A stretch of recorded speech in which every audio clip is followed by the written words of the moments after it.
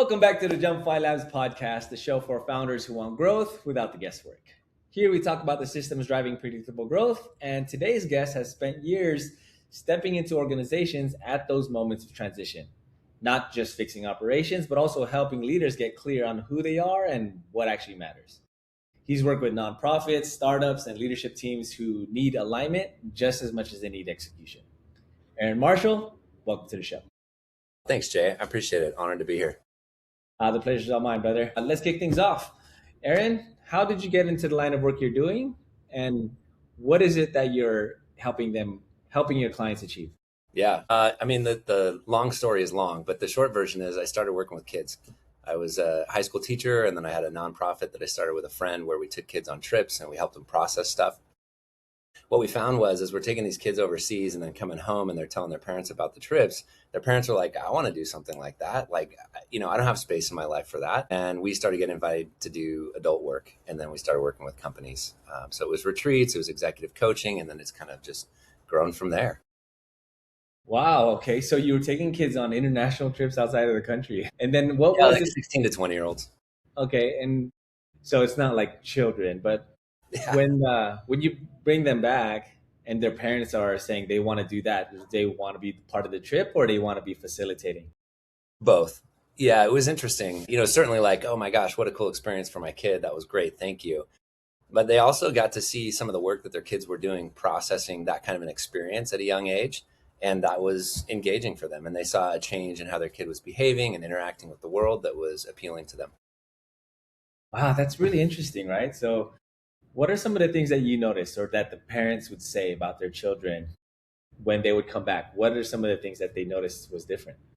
What happens on those trips, especially for teens, is you have a little bit of a paradigm shift. I think the kids that we were working with were largely white middle-class kids in a suburban community in Denver. And they were going overseas thinking that they understood how the world worked. And we were introducing them to vetted nonprofits on the ground that were trying to make change happen in difficult socioeconomic environments. And I think they started to see like, oh, this is messy.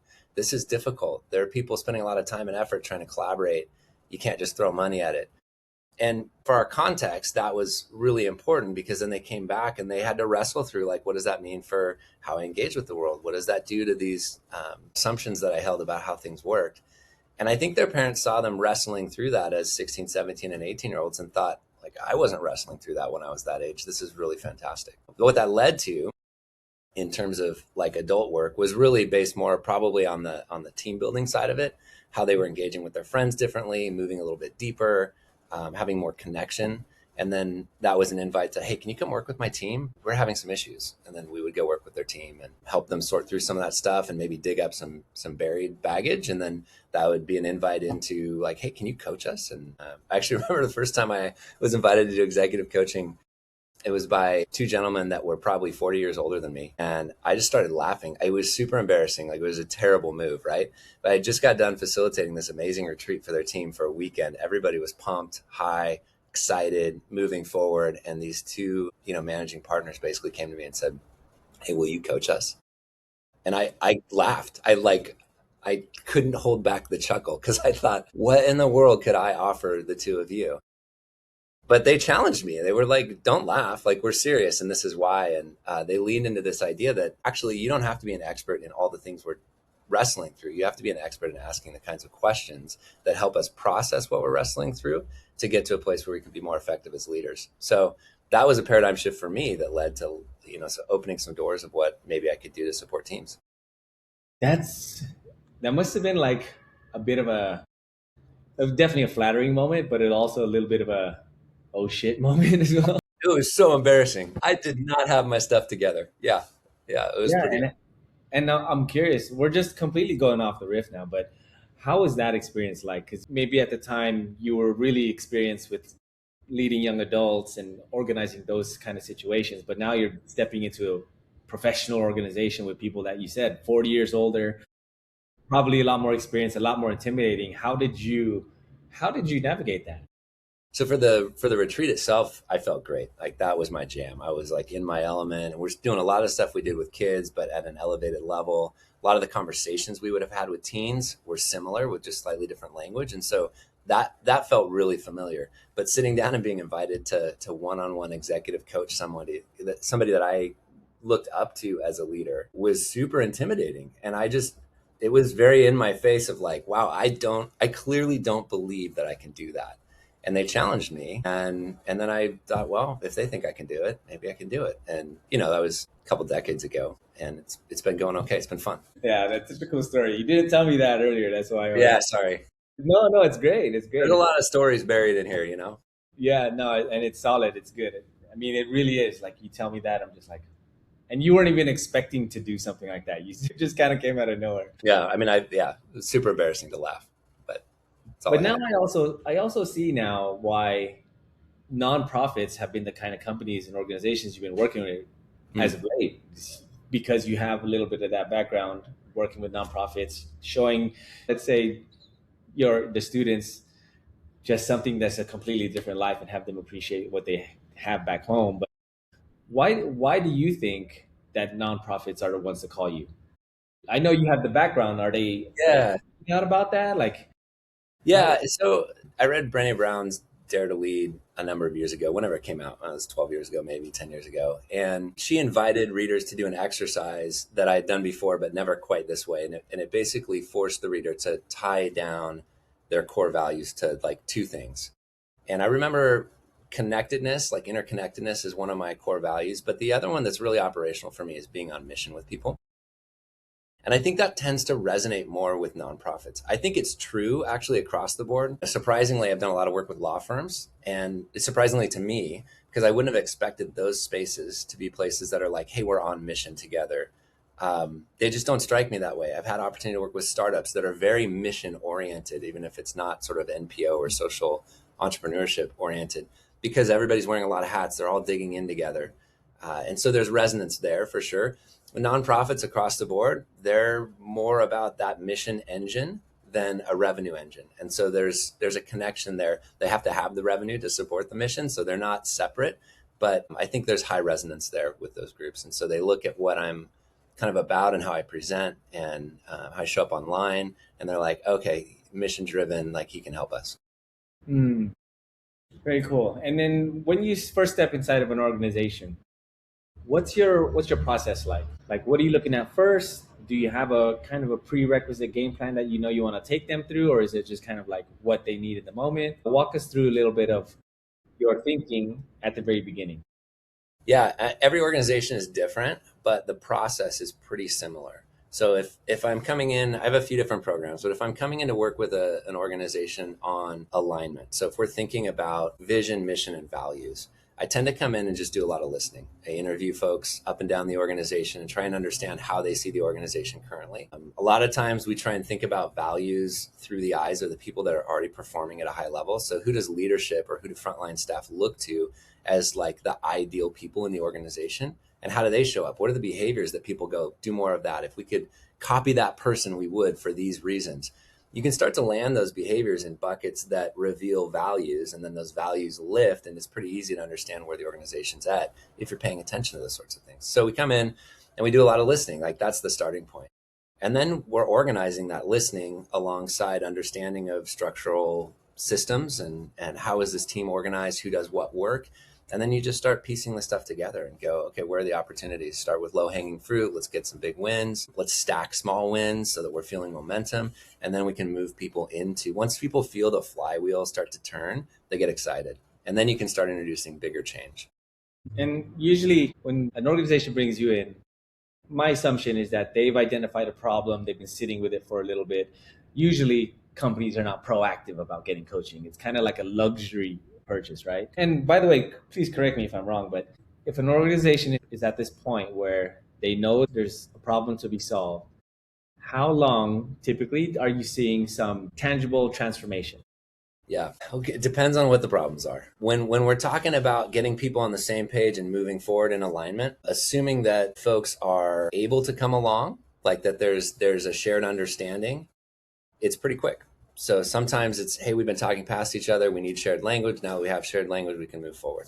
Other times it's, now that we have shared language, we understand where the walls are. Now we have to do some work either tearing down those walls or figuring out how to go around those walls. I would say you can see tangible change in a medium-sized organization in 2 months. Really digging in, laying some groundwork, and then moving forward. If you're talking operational systems, making meetings more effective, all that kind of stuff, I think I've found that takes longer. It might be because I'm not skilled at it, but I think, when we step in and work with an organization to set up those rhythms to make meetings more effective, it does take longer because you have to undo some patterns and you've got to see what happens and figure out where the need is. And then you've got to build some stuff back up that meets that need. So there's just a little bit longer cycle.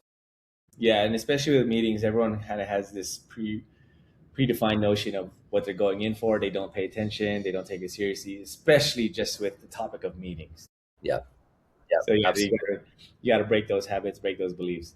So that 2 months though, Aaron, that's actually pretty quick. I was expecting you to say something like more like 6, 8, but when a team finally does get that alignment, what does change first? Behavior, communication, results? What are you seeing? Usually not results. Usually that's the long play. Sometimes it happens, depends on what those low-hanging fruit are. I think communication is the first thing to shift. And shifting, often there are relational issues that come from misunderstanding.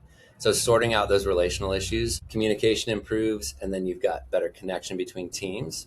And when that starts like simmering pretty well, then you can start cooking on the other stuff. And what's a problem that when you work with these teams or these organizations, what's one problem that you've seen or that you've had to solve repeatedly that you feel like founders should fix a lot earlier?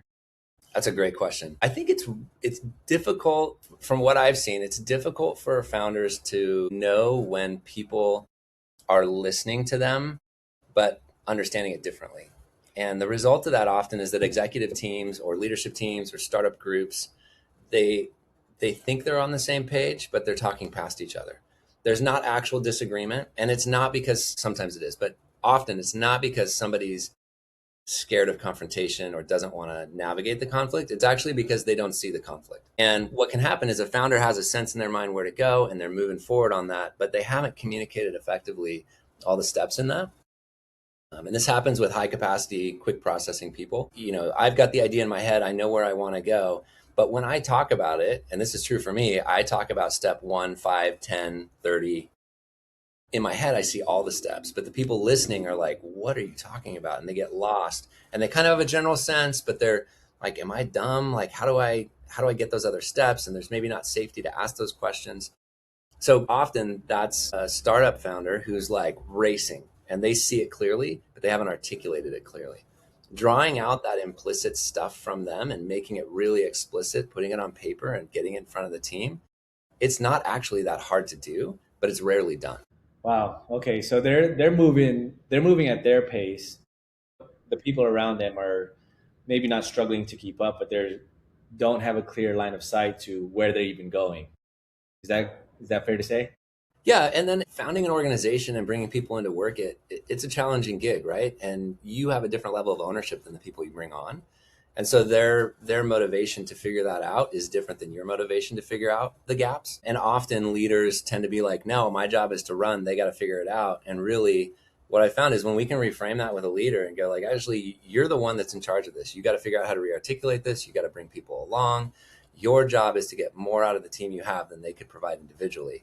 Once they own that fully and start taking steps to stay aligned with language, with values, with vision, and kind of having clear expectations around all of those as they trickle down to actual tasks, you just see alignment happens. And all of a sudden the team is in step with the leader.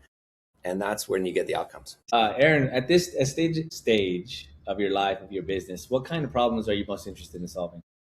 I'd say in the last year, the most interesting problem was trying to figure out how to get to more of my kids' games.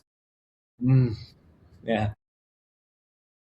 In terms of organizations, I love stepping in where there's a team that is excited about what they're doing and they can't figure out why they're not moving forward. So I've encountered a lot of teams where everybody wants the same thing. They think they have goals set. They have meetings in place that are supposed to move them forward. And there are things they haven't identified that are just blocking actual progress. It's not obvious to the team. When those teams are like, hey, we're stuck, and they're able, through a friend of a friend or something, I get a call. Those are cool opportunities because I can step in and live that value of being on mission with a group of people. We can step in and go, hey, we all want this. How do we get there? Let's unpack, let's dissect, let's identify some challenges, let's put it all back together and run. And then you mentioned, though, at the very start of that response, you mentioned right now your priority is getting to more of your kids' dreams. And as a founder, as someone who's running a business, we tend to have this on switch that it's hard to actually turn it off. And now, of course, as we age, as we get older, we see what's really important. What are some of the maybe the tactical things that you're doing to actually get some of your personal time back instead of being strapped to the business? That's a really good question. I'm going to dodge your question, then I'll come back to it. I think one of the challenges with what you asked is that you're looking for the brass tacks. If I do this, this, and this, does that free up time for me? And there are good answers to that. Before kind of answering those, though, I'd want to zoom out and say, in my mind, the whole process is about formation. It's not about productivity hacks. It's not about ticking boxes. It's really about like, who am I today? Who am I trying to become? What are the things that walk me toward that? So when we think about New Year's resolutions or setting up new habits, those are really great things if they serve a deeper end than the habit themselves. So don't go out and exercise because because everybody that's a strong founder gets up at 5 a.m. and they go and exercise. Exercise because you want to be healthier. Exercise because being healthier is maybe going to extend how many days you have on this earth. Get healthier because you're going to extend those days because the thing you're doing with those days is really impactful. It's changing people's lives. That like deeper end, we can get to that like core end of like, I'm here to serve people. And if I'm going to serve people well, I got to live a healthy life. And if I'm going to live a healthy life, I got to exercise. When everything starts to get framed around these core values, we still have trouble changing behavior, but we have a deeper foundation we can sit on. And then when I miss a day, I didn't break a streak and I'm depressed. I'm ready to just get back up and yeah, cool, I missed a day. I'm going to start again tomorrow because I know who I am and I know who I want to be. And that means I need to get out and do some exercise because otherwise this isn't going to be working in a few years. So back to your original question, what are the actual tactics? For me, it's creating some headspace. So when I wake up in the morning, and this, like, I just started wearing readers to do this in the last 2 weeks because my eyes are tired. But I pull out my phone, which a lot of folks say is bad for you in the morning. But I pull out my phone and I turn on my Bible app and I read a couple chapters. Like that's my jam. And then I spend some time just thinking and praying. And that is that's my time. Like I am committed to that as my starting point because that resets me. That embeds my values, that holds on to who I am, that sets me up for success for that day. And then I get out of bed and I don't work out in the morning. I found for me, like around lunchtime is when I want to work out. So I've got a walking treadmill here for some meetings. I try and get outside and do a walk. Today, I'm going to try and get a swim in around lunch with some friends. I'm not super like structured and rule oriented about it, but I know when I feel healthy and I know when I haven't exercised for a few days. And I'd rather feel the way I feel when I'm exercising regularly. So that's something that I'm committed to. And then the way that I'm operating, we talked about this in the pre-call, but I've got a couple fractional engagements right now, and then some other projects that I'm working on. And I just try and structure those in a way that I'm most available for my family. So my kids are at school a certain chunk of the day. My wife works, so she's busy. So I like to free up and get some driving done in the afternoon. I like to show up for the games. I don't mind working late at night. So there are nights when the family goes to bed and I get up and I do a little bit of work, or I get up a little bit earlier and my wife works out in the morning, and then maybe I get some work done because I'm going to work out around lunchtime. And so we just sort of like, you figure out what your schedule needs to look like based on who you want to be and what you want to accomplish. And then you just like hold that space. I really like that. I like how you, before the tactics, you asked yourself, what are your core values? Yes, but I the way I'm hearing it as well is like, who is it that you want to become? What is the identity that you want to be? And just live to that identity. Yeah, totally. In fact, with our kids, and I'm sure you've heard this before, but with our kids, we'll often say stuff like, who is future you? What's future you going to say about what you're doing right now? Like, are you making life easier for future you or harder for future you? Or, hey, is this decision for you or for future you? And it helps them like reframe like, oh yeah, the reason I didn't want to do this thing is because it's hard now, but that's actually going to make life harder in a month. Maybe I should just knock it out. Yeah, that's really good. So Aaron, who tends to get the most value from working with you? Ooh, well, man, it's a humbling thing to try and answer. I have found favor with teams that are trying to work through some stuff. I have been able to support founders who are kind of having some tension around how they operate together. I've had some success helping nonprofits that are in a tough spot figure out financially how to get themselves maybe refocused on their core mission, lean up, and then move forward with an effective plan that includes some revenue and some fundraising. Yeah, I think oftentimes this work, it's a lot of listening and offering questions and digging in with people. And so probably the people that I've connected most with are the ones that relationally we've got some anchors and we're able to build that quick rapport to say, all right, what are we trying to accomplish here and how can we get there together? All right. And if someone is listening and they hear you say that, and they think in their minds, oh, that might be me, where can they go to touch base and possibly start the conversation? Yeah, thanks for that. That's really kind. I'm on LinkedIn. I try and post content pretty consistently. So find me on LinkedIn. I would love to connect at groundedandgrowing.card.co. I've kind of got some of my coaching stuff laid out. But yeah, LinkedIn's a great place to connect. Okay. For anyone listening, that's Aaron Marshall, spelled like it's pronounced. No interesting spelling. All right. Well, Aaron, thank you so much for sharing your knowledge and wisdom with us. Oh, thank you, Jay. Yeah, it was real great to have you on.